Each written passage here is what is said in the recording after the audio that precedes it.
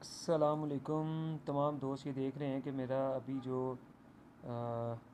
मस्जिद नबवी के अंदर अल्हम्दुलिल्लाह रियाजुल जन्नह के अंदर जो मैंने नवाफ़िल अदा करने थे उसके लिए मैंने ये अपना परमिट तैयार किया है जिस पे फुल नेम अवैस गफ़ार आ गया।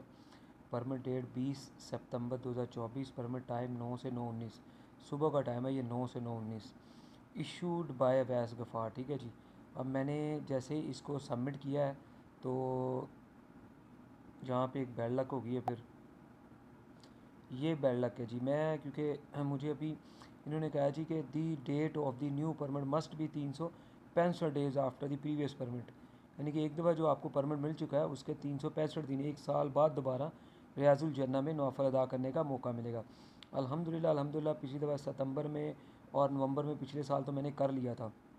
अल्लाह का एहसान है। चलें, बहरहाल देर है दुरुस्त है, लेकिन अब ये 165 दिन बाद मुमकिन होगा इस दफ़ा की बैड लक।